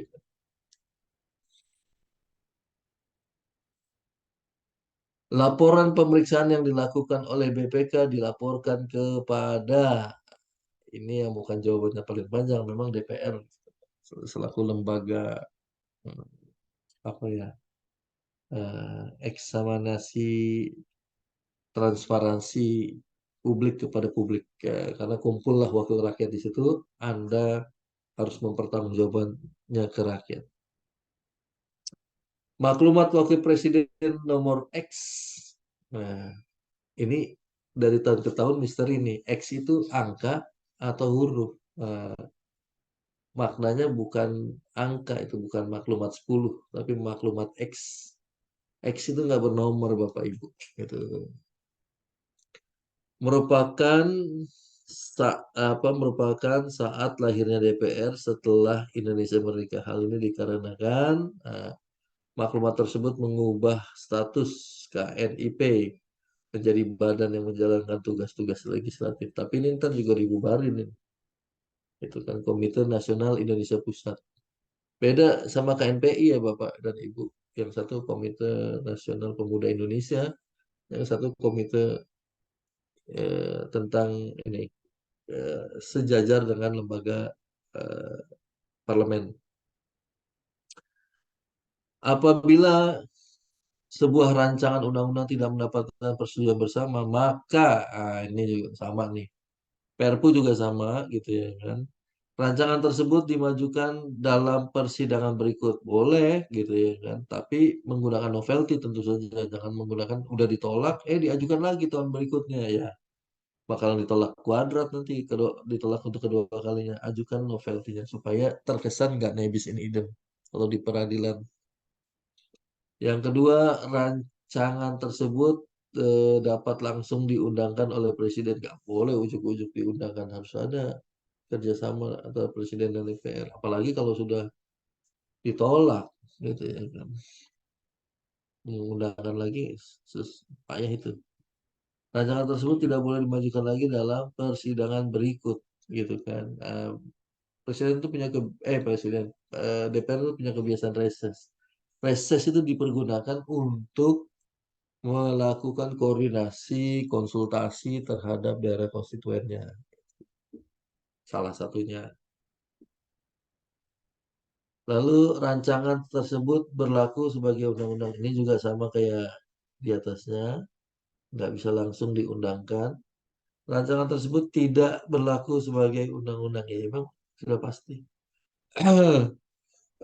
Tapi yang sudah ditolak maka dia tidak boleh dimajukan kecuali di novelty, kan ada novelty-nya, maka dia harus ya istilahnya jadi merubah gitu loh, sesuatu yang baru. Walaupun nafas atau spiritnya hampir mirip gitu. Tapi dia harus menggunakan data-data yang lebih baru dan terbarukan. Dalam hal dalam hal rancangan undang-undang yang sudah dapat disetujui bersama apabila dalam waktu 30 hari tidak disahkan oleh presiden, maka uh, ini boleh Bapak dan Ibu, inilah yang dinamakan penggunaan hak veto konstitusional secara terselubung dengan pola pola koordinasi kolaborasi antara presiden dan DPR. Lama nih gitu kan, nggak disetujui juga, ya udah 30 hari otomatis berlaku gitu. Konsep pengundangan oleh presiden dan jajarannya itu dimaknai sebagai fiksi hukum. Tadi segala sesuatu yang sudah diundangkan, mau tidak mau, suka tidak suka, apakah Anda adalah orang yang tahu hukum maupun yang tidak tahu hukum, maka berlakukan hukum yang sama bahwa setiap undang-undang mengikat untuk seluruh warga negara. Bapak dan Ibu mungkin tahu tentang konsep bangunan gedung misalnya, ya kan? Tapi tahu nggak konsep tentang undang-undang pesisir? Nah, atau undang-undang apa namanya P2SK, undang-undang tentang sektor keuangan, atau tentang undang-undang jaminan fidusia, gitu kan? Waduh banyak sekali itu undang-undang. Gitu kan. Bonus. eh, Dikeluarkan Perpu selain harus ada nih kayak tadi tuh saya bilang, makanya nanti soal-soal kayak gini tuh bisa dipastikan rada-rada pasti keluar nih gitu kan, yang berbau gitu, nggak sama sih tentunya, tapi yang berbau-bau begini tuh sering tuh pembentukan peraturan perundang-undangan yang saya bilang. Maka Bapak dan Ibu, saya waktu tes itu relatif saya agak fokuskan sedikit tentang Undang-Undang P3, karena Undang-Undang P3 dari pola kayak begini kan Bapak Ibu lihat deh, soal dari tryout yang sudah, kalau saya pegang ini sudah ada 7 versi soal gitu ya kan. Itu rata-rata keluar terus tuh konsep pembentukan peraturan perundang-undangan. 5 soal nggak kemana itu. Ya Bapak dan Ibu ya. Jadi sebelum tes itu saya baca-baca YouTube juga, saya juga baca-baca, ngelihat YouTube gitu ya, dan juga ngelihat yang tadi fokus ke mana sih undang-undang yang kalau lihat dari konsep tryoutnya dan juga bahasan soal kayak begini, Bapak dan Ibu bisa sudah mulai memola gitu kan. Nanti sebelum ditutup saya mau kasih tahu sedikit nilai saya dan bagaimana mengkonstruksikan setidaknya Bapak dan Ibu eh, minimal dapat KKM gitu ya.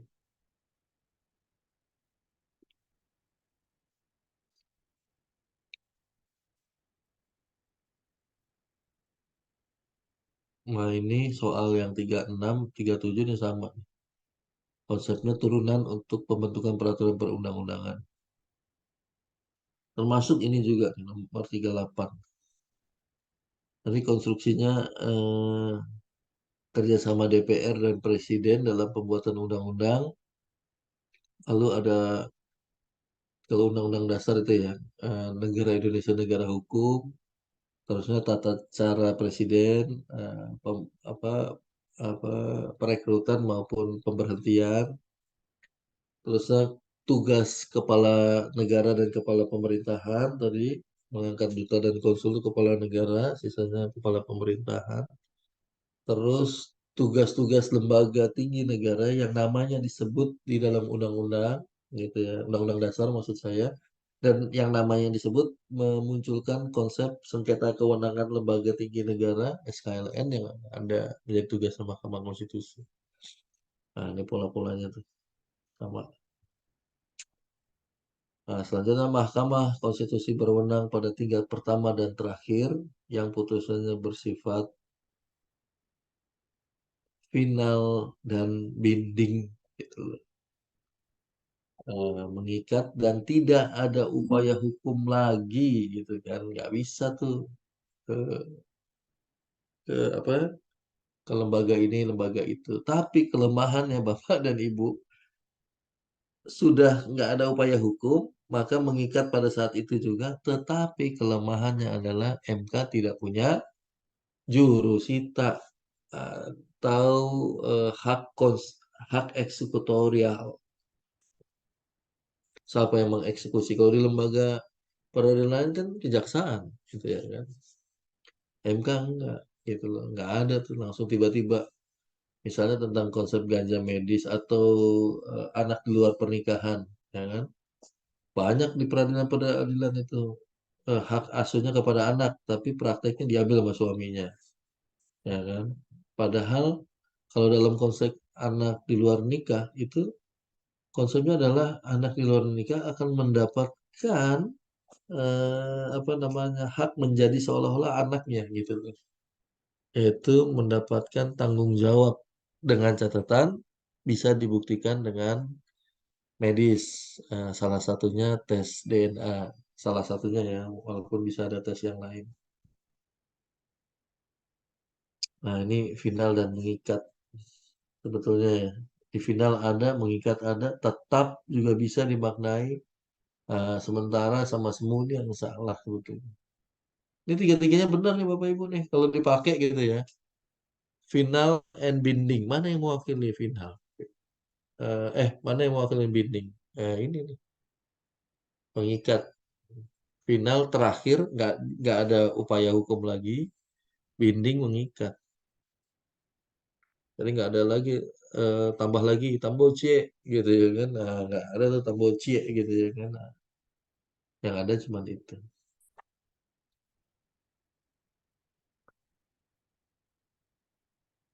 Nah, ini ada lagi nih soal undang-undang nih. Di bawah ini adalah beberapa undang-undang yang pernah mengatur mengenai pemerintahan daerah, Bapak dan Ibu. Ah, ini relatif soal yang kayak gini nih.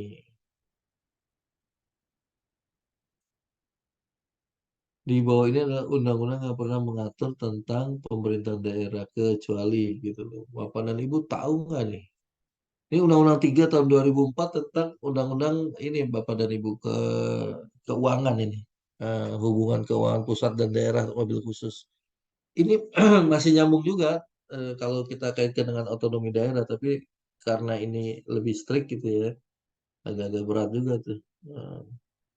32 tahun 2004. Malah ada lagi undang-undang yang terbaru 23 tahun 2014. Gitu loh, Bapak dan Ibu. Tentang pemerintahan daerah ini aja belum selesai, belum terakomodir semuanya. Ada lagi Undang-Undang 23 tahun 2014. Sementara Undang-Undang 3 tahun 2004 ini sebetulnya udah usang dia. Tapi tentang hukum keuangan pusat dan daerah.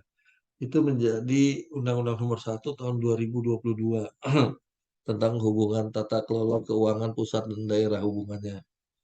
Bagaimana pemerintah daerah dalam APBD-nya inline dengan APBN pemerintah pusat gitu.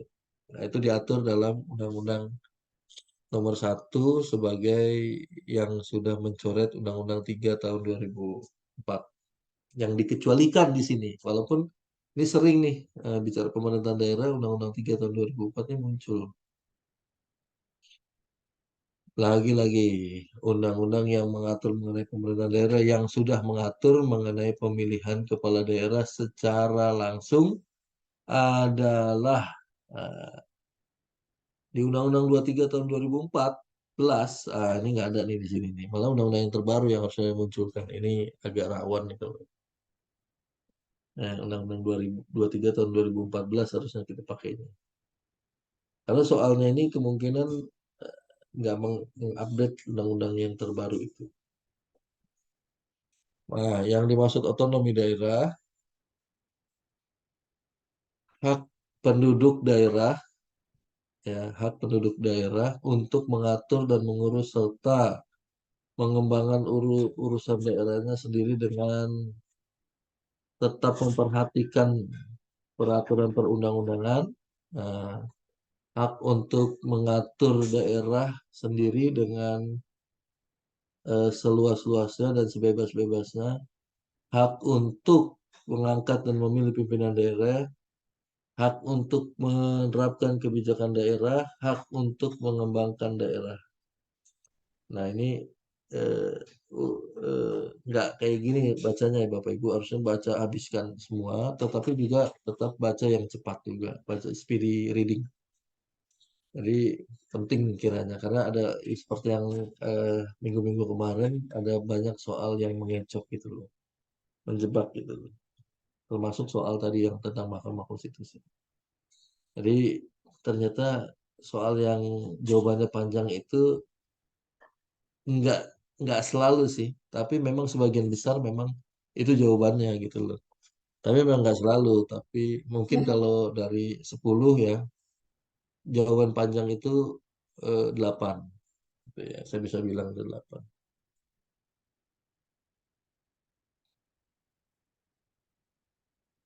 Sumber pendapatan asli daerah PAD di Undang-Undang Nomor 1 Tahun 2022 kita sampai 45 deh ya Bapak Ibu ya.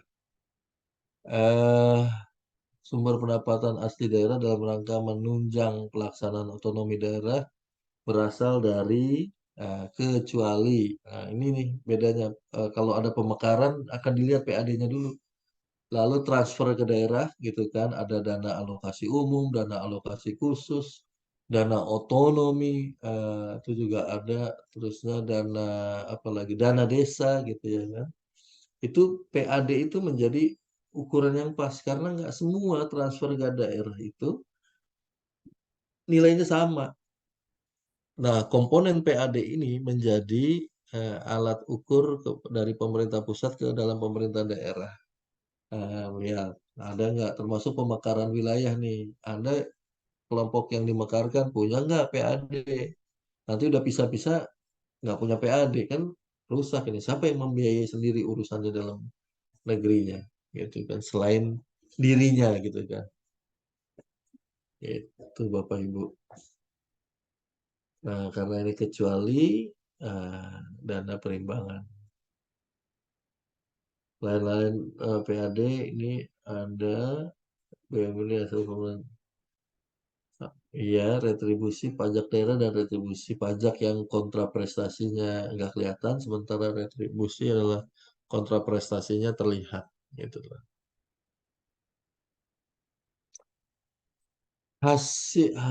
Hadirnya DPD dalam struktur ketatanegaraan Indonesia diatur dalam pasal-pasal tadi DPR, DPD inline tuh, walaupun DPD nyempil gitu ke DPR karena DPR lebih banyak gitu ya. Pasal 22 eh, relatif menjadi pasal yang relatif rawan ini juga. Rawan ini dalam pengertian potensi munculnya agak-agak tinggi juga. Gitu Bapak Ibu ada masukan, saran, coba ya saya kasih sedikit apa relaksasi sedikit. Di sini ada share screen-nya ada nggak bisa kebuka nih. Nah, oh di sini. Nah ini nih. Kelihatan nggak Bapak Ibu? Nah ini yang harus ah kelihatan Bapak dan Ibu.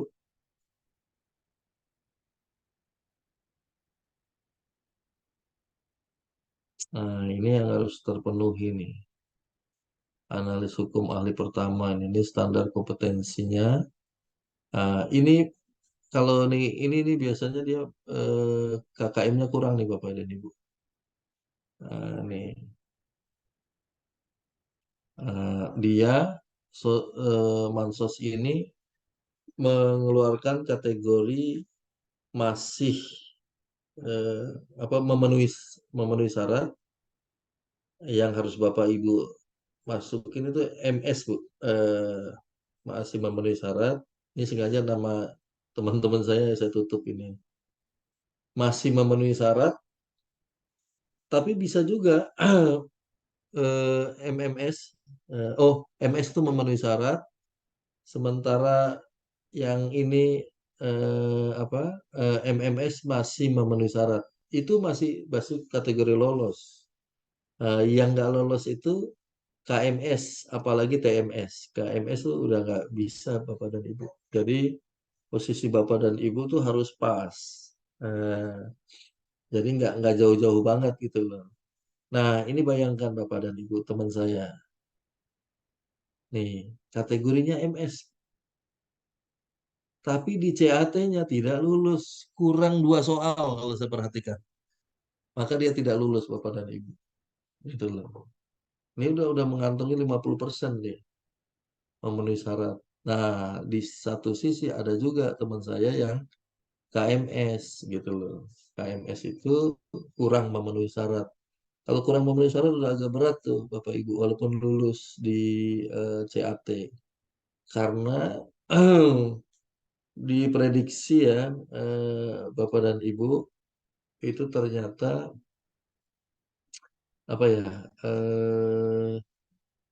tadi kurang memenuhi syarat ini yang CAT itu agak-agak susah menempuh nilai tinggi gitu loh. Nah, ada teman saya, adik kelas saya malah nilainya tinggi sekali gitu ya kan, dan sangat aman gitu loh. Tapi ketika dihitung penjumlahnya apa ya? Membedakan seperti ini nih. Ini kan total CAT nih. Ini total teknis nilai teknis. Nah, ini juga ada beberapa nih di PDO sama. Nah, ini yang ini di rata-rata kurang nih dari KKM-nya. KKM itu kriteria ketuntasan minimal. Ada teman yang mengikuti waktu itu lulus di sini, MS, dia nggak lulus di sini.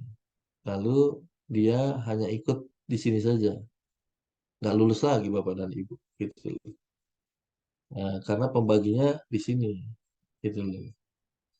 Nah, saran saya ya mudah-mudahan sih lulus semua. Biasanya kita berharap ikhtiar Bapak Ibu ini tadi seperti moderator bilang bahwa usaha tidak menyalahi atau tidak mengkhianati hasil gitu ya kan.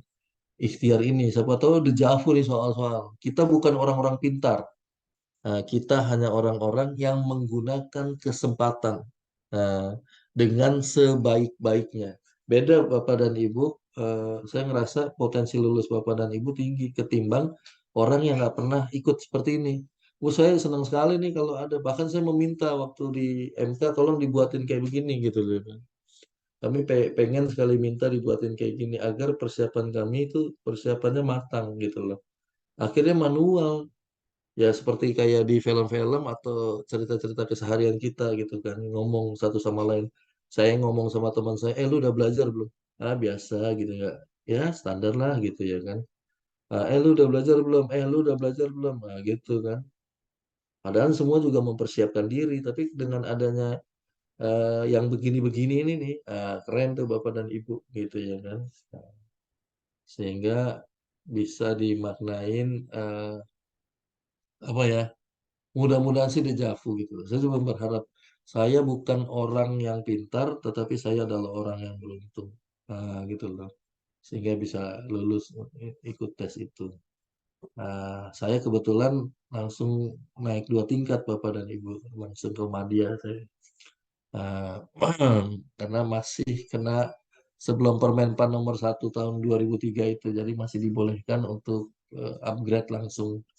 Karena posisi saya terakhir itu eh, sudah 4A gitu. Dan untuk naik juga 8 tahun lagi Bapak dan Ibu. Cukup panjang juga gitu karena untuk naik utama 4C gitu loh.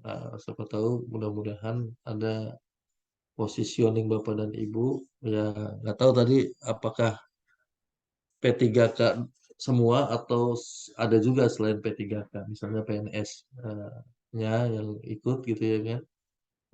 Mungkin sudah sebelumnya kali ya. Nah, itu Bapak dan Ibu sedikit bayangan. Jadi Bapak dan Ibu harus bekerja cerdas. Ah, harus sudah menghitung. Itu namanya infinem omnia. Saya, Bapak dan Ibu ada satu entah di PEP apa PDO. Nilai saya eh, ibarat kata bersih Bapak dan Ibu. Saya nggak ada yang ini. Jadi semuanya kalau dihitung KKM semua gitu kan. Tidak ada warna kuning begini nih. Gitu ya. Saya menghitung ada satu yang slip. Kalau ibarat kata slip of tongue lah gitu ya. Ternyata saya ngerasa tuh bisa nggak ya saya lulus gitu kan karena kok saya hanya prediksi saya paling tidak saya benar 50% saya sudah memperkirakan gitu loh dari eh, soal itu dan biasanya saya langsung evaluasi setelahnya gitu ya kan saya bisa ngitung gitu. Nah ada yang slip sedikit gitu loh. Oh, harusnya saya mikir-mikir kayaknya saya kurang dua atau tiga soal lagi untuk KKM ya Bapak Ibu. Saya nggak bilang untuk lulus yang banyak gitu loh, tapi untuk KKM-nya gitu kan ada passing grade-nya gitu kan. Kalau di analis pertama itu 50-50 tuh 50 nilai teknis dan 50 nilai CAT-nya Mansos gitu, Mansos teknis gitu kan. Sama Mansos sama yang CAT gitu ya. Itu 50-50. Lalu kalau yang muda itu eh, apa ya 45-55 gitu loh. Selalu CAT Bapak Ibu yang relatif besar karena nilai MS itu akumulasi. Jadi eh, ada INT, KJS sampai PRB itu semuanya digabungkan gitu loh. Makanya dia kalau pertama mudah-mudahan imbang deh gitu kan nilainya. Jadi yang penting yang Bapak dan Ibu kejar itu adalah KKM atau passing grade yang secara umum gimana sih tahunya passing grade ya paling enggak apa ya 2/3-nya lah gitu atau saya waktu itu dikasih tahu gimana sih tahu passing grade memang nggak disebutkan tapi dari proporsinya 50-50 yang satu 45-55 yang satu 40-60 gitu ya kan itu eh, jadi berpikir bahwa memang CAT itu hati-hati Bapak dan Ibu gitu kan. Karena CAT langsung kebaca semua gitu kan. Ini nilai nilai CAT-nya nih berarti berapa ya bisa menjawab berapa soal nih. Coba Bapak dan Ibu perhatikan nilainya nggak lari jauh gitu ya kan. Eh, yang lari jauh ini yang A78 itu sendirian. Rata-rata bahkan 44 itu masih masuk passing grade gitu ya. Ini bukan benarnya 44 Bapak dan Ibu. Ini nilai nilai totally nilai teknisnya gitu ya. Jadi hati-hati sekali ketika masuk kategori CAT kita sudah bisa tahu gitu ya kan yang benar nilainya ketahuan Bapak dan Ibu gitu kan. Mudah-mudahan Bapak dan Ibu bisa masuk kategori 50 gitu ya. 50 itu relatif dengan karena ini 48 aja bisa masuk eh, 44 juga bisa bahkan tuh oh 44 enggak. Ini jatuh nih 44 nih Bapak dan Ibu mohon maaf. Ini yang teman saya nih. Teman saya mendaftar di analis pertama nih. Padahal mansosnya itu coba Bapak lihat prosentasi mansosnya itu. Memang bukan bukan paling tinggi yang 100%. Ini bahkan sampai 131. Termasuk tinggi loh Bapak dan Ibu nih. Bansosnya eh, 131,83. Perhatikan teman-temannya yang notabene ada yang 101. Bahkan, nah ini lebih fatal lagi nih Bapak dan Ibu.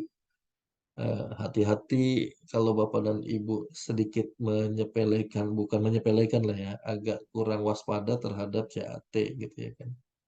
Mansosnya tinggi Bapak dan Ibu. Mansosnya rendah gitu ya kan. Tapi diimbangi dengan ininya apa nilai teknisnya tuh CAT-nya 78 dia, katrol dia. Termasuk yang 52 ini juga katrol. Nah, sementara ini agak dilematis ini yang eh, JPM Mansosnya sudah sangat tinggi nilainya, totalinya gitu ya kan. Ternyata nggak nggak berbanding lurus karena 44 nilainya. Gitu. Ini dua atau tiga soal lagi ini soal yang benar di CAT selamat ya. Gitu.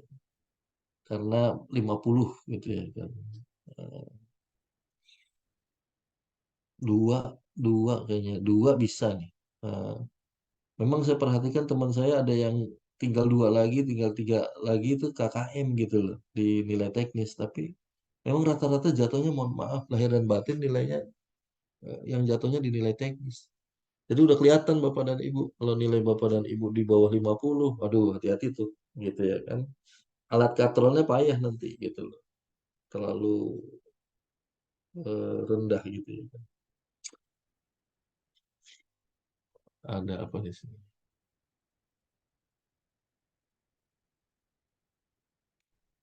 Oke, yes. Baik, mudah-mudahan eh, oke, saya ini dulu tutup dulu. Oke, Bapak dan Ibu, itu sedikit masukan, saran dari Bapak, dari saya sedikit ya, yang notabene bahkan hidup saya sehari-hari itu identik dengan bergelut di dalam hukum. Tapi kalau bicara tentang undang-undang, sekian undang-undang ini, ya saya juga nggak ingat kalau nggak baca juga gitu ya. Nah, soal-soal itu termasuk yang masuk kategori bonus lah Bapak Ibu gitu kan. Mudah-mudahan bonusnya kita itu bonus yang memihak ke kita gitu ya kan. Bukan bonus yang tidak memihak gitu. Karena susah. Kalau memang dasarnya nggak tahu, mau ibu tebak-tebak kayak apa, bapak tebak-tebak kayak apa, juga payah Bapak Ibu gitu kan. Nah, makanya saya bilang tadi pola-polanya. Coba Bapak dan Ibu perhatikan deh. Kalau saya ikut tryout kemarin, Bapak dan Ibu, itu saya nggak terlalu fokus pada ya tetap fokus gitu loh. Saya nggak terlalu fokus terhadap materi, tapi formatnya saya akan fokuskan. Nah, itulah gunanya tryout sebetulnya. Jadi pola-polanya saya perhatikan. Jadi soal ini kok sering berulang. Soal ini sering ini, soal ini, soal ini. Nah, mudah-mudahan teman-teman dari Reforma memberikan tips seperti itu juga gitu ya kan. Nah, jadi ini potensi-potensi soal, ada klaster-klaster soal yang notabene kok dari tahun ke tahun atau bank soalnya teman-teman dari Reforma itu memunculkan. Jadi ada pemetaan seperti itu. Nah, itu lebih oke sehingga lagi-lagi kita bukan orang yang cerdas, bukan orang yang pintar gitu ya kan, tapi kita adalah orang yang bisa memanfaatkan momentum, memanfaatkan kesempatan sehingga kita mudah-mudahan berharap soalnya dejavu. Nah, itu kan sama aja kayak kita mau masuk perguruan tinggi negeri gitu ya kan. Yang dibahas soal pertama mengingatkan gitu kan, karena ternyata soal-soalnya itu membuat dejavu, kondisi yang sebetulnya kita alami. Nah, ketika kita alami, kita tuh nggak kaget gitu loh. Eh, Walaupun kita lupa apa, nggak ingat-ingat banget, tapi setidak-tidaknya kita bisa relatif ingat gitu loh, daripada nggak ingat sama sekali gitu loh. Eh Begitu. eh, Gimana menurut Pak Aji? Eh, apakah mumpung masih ada waktu atau ada waktu tambahan menuju akan kembali ke main main room gitu ya kan? Apakah ada yang perlu dimasukkan lagi eh, atau bagaimana? Eh, karena ini udah setengah 12 ya Pak. Eh, Yes. Masih ada waktu kurang lebih sekitar setengah jam untuk rekan-rekan di sini mungkin jika ingin ada yang ditanyakan kepada Bapak Syamsuddin Nur bisa ditanyakan terlebih dahulu. Kalau misalkan memang tidak ada, boleh Bapak tutup dan selesaikan saja Pak. Gimana? Tuh, ya, teman-teman ini kayaknya sudah matang semua Pak Haji. Iya, sudah kayaknya mudah-mudahan ikhtiarnya berbanding lurus dengan hasilnya mudah-mudahan. Amin. am- Ya, ya, saya rasa eh, apa ya, eh, pride dan proud itu juga perlu, confident itu juga perlu kita. Walaupun jangan sampai overconfident Bapak dan Ibu ya, sekecil apapun peluang itu kita tetap harus mikirkan. Tapi lagi-lagi waktu Bapak dan Ibu kadang-kadang kita suka terburu-buru sama waktu karena kita kebanyakan prokrastinasi. Kita suka mengulur-ngulur waktu sampai data masih panjang ini gitu, masih panjang ini. Coba deh Bapak Ibu lagi-lagi lakukan screening gitu kan. Yakin nggak soal itu pas gitu kan? Karena banyak pengecoh soal yang saya alami dan banyak juga teman-teman bercerita gitu juga dikecoh gitu loh. Soalnya kelihatan mudah tapi sulit. Buktinya apa? Ya tadi eh, hasilnya secara umum nggak sama. Bahkan kita satu sama lain bilang gimana tadi? Oke gitu nggak ada terlalu masalah. Ini yang mansos ya. Tapi ternyata pas hasil akhirnya relatif gitu tadi. Ada yang MMS, ada yang KMS, emang cuman satu atau dua ya KMS ya. Rata-rata MS sih. MMS itu eh, yang nomor dua, tapi banyak juga tuh dari apa ya, lembaga saya itu mengusulkan tuh ada berapa, 17 atau 27 saya lupa itu. Itu sepertiganya MMS Bapak dan Ibu gitu ya. Sisanya ya MS gitu ya. Itu belum CAT-nya ya atau yang sesuatu yang teknisnya gitu ya. Nah, momok di teknis itulah agak-agak payah gitu kan. Jadi mudah-mudahan ini ikhtiarnya ini setidaknya bisa ngimbangin rasa itu karena bukannya percuma Bapak Ibu kita kan relatif sudah berumur ya, mudah-mudahan umur kita nggak jauh ya Bapak dan Ibu ya. Kalau saya kan secara umum belajar atau membuka buku sedikit itu agak-agak udah ingetannya tuh udah mulai lambat gitu ya kan seperti belajar atau apa ya di atas air gitu ya mungkin di atas lumpur lah gitu setidak-tidaknya gitu ya.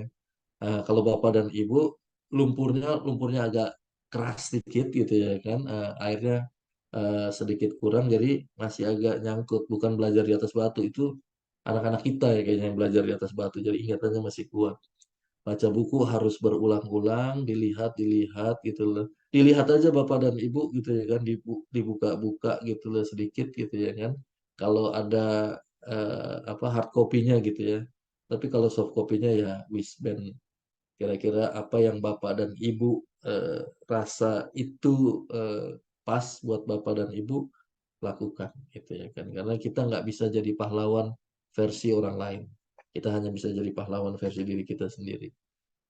Baik, saya rasa ini ikhtiar kita. Mudah-mudahan selalu mulai dari pertama sampai terakhir kita bunyikan doa-doa yang baik, doa-doa yang pas. Mudah-mudahan walaupun kita hanya berencana tapi Tuhan yang menentukan, tapi ada ikhtiar. Kita minta mengetuknya gitu ya kan. Mudah-mudahan walaupun nggak jadi ini pun nggak bukan dunia mau kiamat gitu loh, tetapi setidak-tidaknya kalau ini memang menjadi sesuatu yang Bapak dan Ibu inginkan, mudah-mudahan Tuhan mudahkan jalan itu dengan ikhtiar ini.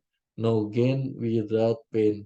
Tidak ada hasil yang baik tanpa kerja keras yang diiringi. Nah, inilah bentuk kerja keras Bapak dan Ibu, mudah-mudahan didekatkan dengan hasilnya dan hasil-hasil baik dan berkah mudah-mudahan.